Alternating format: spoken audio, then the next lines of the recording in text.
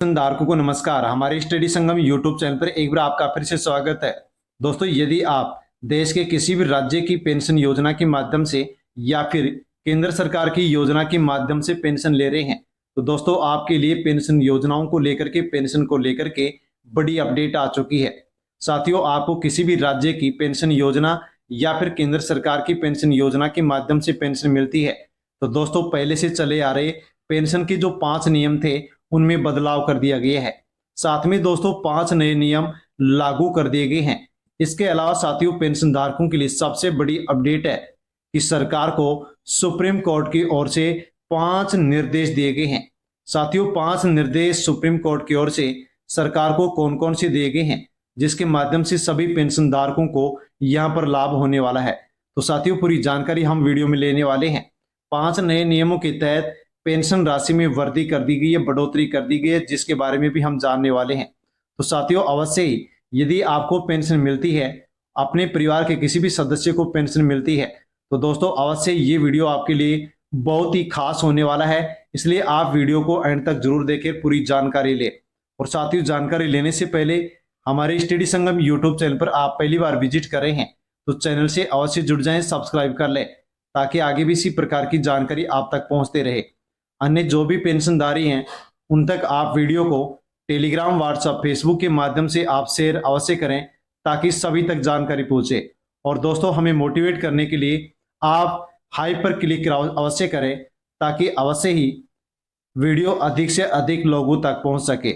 साथियों, बिना किसी देरी के हम जानकारी लेते हैं कि पेंशन के 5 नियम कौन कौन से हैं, कौन से 5 नियम में बदलाव किया गया है और सुप्रीम कोर्ट के द्वारा सरकार को कौन कौन से 5 निर्देश यहां पर दिए गए हैं।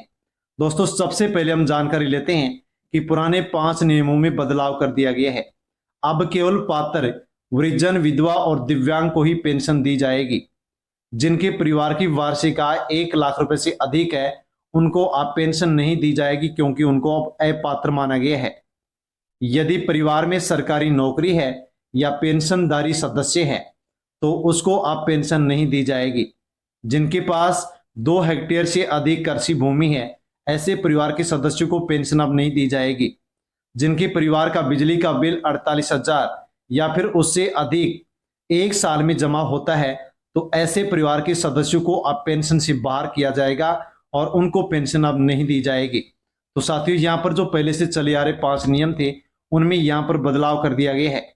इन नियमों के तहत साथियों अब यहाँ पर और कुछ क्या बदलने वाला हो, वो भी हम जानने वाले हैं। सुप्रीम कोर्ट के द्वारा सरकार और पेंशनधारियों को 5 सलाह दी गई है और कोर्ट ने कहा है कि पेंशन का वितरण सही समय पर किया जाना चाहिए। यानी कि साथियों, जो पेंशन देरी से मिलती है उसको लेकर के सुप्रीम कोर्ट ने सरकार को हिदायत दी है कि आप पेंशन सही समय पर पेंशन धारकों को दी जाए। पात्र लोगों को बायोमेट्रिक सिस्टम से जोड़ करके पेंशन दी जानी चाहिए। तीसरा सुझाव है कि पेंशन की राशि हर 6 महीने में समीक्षा की जानी चाहिए, ताकि पात्र लोगों की पहचान हो सके। चौथा है, बुजुर्गों और दिव्यांगों को पेंशन लेते समय किसी भी प्रकार की लाइन या परेशानी नहीं होनी चाहिए और पात्रता तय करने में पारदर्शिता और डिजिटल वेरिफिकेशन अनिवार्य होना चाहिए। साथियों, सुप्रीम कोर्ट के द्वारा यहाँ पर 5 निर्देश दिए गए हैं, जिनका पालन अब यहाँ पर पेंशन विभाग और सरकार को करना होगा।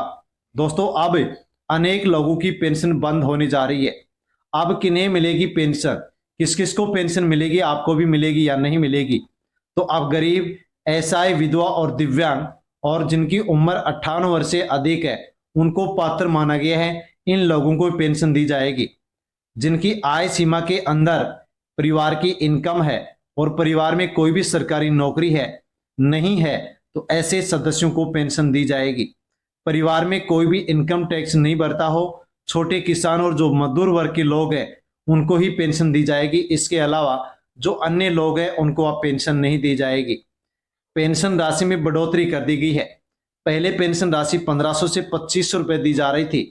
अब 2025 से सभी पात्र वृद्धजन, विधवा और दिव्यांग व्यक्तियों को सीधे 4,000 रुपए प्रत्येक महीने पेंशन मिलेगी।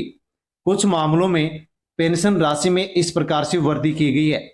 उदाहरण के लिए 80 वर्ष से अधिक उम्र की यदि कोई विधवा महिला है, तो उसको 500 रुपए प्रत्येक महीने अतिरिक्त पेंशन दी जाएगी। एक उदाहरण के रूप में जान सकते हैं कि 40 से 79 वर्ष की विधवा महिला को अब 300 रुपए अतिरिक्त पेंशन बढ़ाकर दी जाएगी, जबकि 80 वर्ष या उससे अधिक उम्र की विधवा महिलाओं को 500 रुपए प्रत्येक महीने पेंशन बढ़ा करके दी जाएगी। कुछ योजनाओं में लाभार्थियों को 5 लाख रुपए तक का मुफ्त स्वास्थ्य बीमा और मुफ्त कौशल विकास प्रशिक्षण भी अब प्रदान किया जा रहा है। यानी कि कई पेंशन योजनाएं ऐसी हैं जिनके माध्यम से ये लाभ भी अब पेंशन धारकों को मिलना शुरू हो चुका है। पेंशन राशि अब डायरेक्ट बेनिफिट ट्रांसफर के माध्यम से सीधे बैंक खाते में भेजी जाएगी। कुछ मामलों में पेंशन राशि में वृद्धि की गई है, जिसके बारे में हमने जानकारी ले ली है कि यहाँ पर 500 से 300 रुपए तक पेंशन में वृद्धि की गई है। डिजिटल वेरिफिकेशन अनिवार्य कर दिया गया है। अब पेंशन जारी रखने के लिए हर पेंशनधारी को आधार आधारित डिजिटल वेरिफिकेशन करना होगा। बिना डिजिटल सत्यापन पेंशन बंद कर दी जाएगी। सत्यापन के लिए बायोमेट्रिक, मोबाइल ओटीपी या फिर ई-केवाईसी का इस्तेमाल हो सकता है। यानी कि सभी को अब सत्यापन करवाना होगा। यदि ई-केवाईसी नहीं करवाते हैं तो पेंशन बंद कर दी जाएगी। डिजिटल सत्यापन योजना में पारदर्शिता लाने के लिए डिजिटल सत्यापन जैसे आधार लिंकिंग, मोबाइल ओटीपी सत्यापन और बायोमेट्रिक सत्यापन अब सरकार की ओर से अनिवार्य कर दिया गया है। डीबीटी के माध्यम से पेंशन वितरण अब किसी भी बिचौलिए या लाइन में लगने की जरूरत नहीं है। पेंशन सीधे बैंक खाते में भेजी जाएगी। इसके लिए हर पेंशनधारी का बैंक खाता आधार से लिंक होना अनिवार्य है। यदि ऐसा नहीं है तो आपके बैंक खाते में पेंशन की राशि नहीं पहुंच पाएगी। आगे साथियों जानकारी लेते हैं कि पेंशन में पारदर्शिता और निगरानी लाने के लिए सरकार ने स्पष्ट किया है कि अब हर पेंशन भुगतान ऑनलाइन ट्रैकिंग किया जाएगा। लाभार्थी जन सूचना पोर्टल या पेंशन ऐप से अपनी स्थिति चेक कर सकते हैं।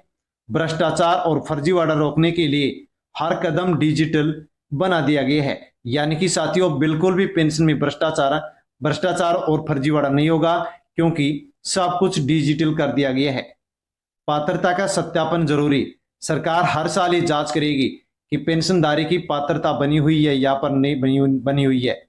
जिनकी पारिवारिक आय सीमा से ऊपर है या फिर जिनके परिवार में सरकारी नौकरी है, पेंशनधारी सदस्य है, तो उस परिवार के सदस्यों को पेंशन नहीं दी जाएगी। भूमि और बिजली खपत की जांच के आधार पर डिजिटल रिकॉर्ड इकट्ठा किया जाएगा और उसी के अनुरूप आप पेंशन दी जाएगी। आवेदन प्रक्रिया ऑनलाइन ऑफलाइन दोनों तरीके से आवेदन आप कर सकते हैं। ऑनलाइन आवेदन के लिए सरकारी पोर्टल पर आपको रजिस्ट्रेशन करवाना होगा, आवश्यक जानकारी दर्ज करवानी होंगी। ऑफलाइन आवेदन के लिए नजदीकी सरकारी कार्यालय में जाकर के आपको फॉर्म लेकर फॉर्म जमा करवाना होगा, भर करके देना होगा। साथ में जो भी जरूरी डॉक्यूमेंट्स हैं वो भी आपको जमा करवाने होंगे। तो दोस्तों पेंशन को लेकर के बड़ी अपडेट थी जिसके बारे में हमने जानकारी ली है। जानकारी अच्छी लगी हो तो वीडियो को लाइक अवश्य करें, अन्य लोगों तक वीडियो सेंड कर दें और साथियों हाइप अवश्य करें। चैनल पर नए हैं तो चैनल को सब्सक्राइब कर ले। धन्यवाद।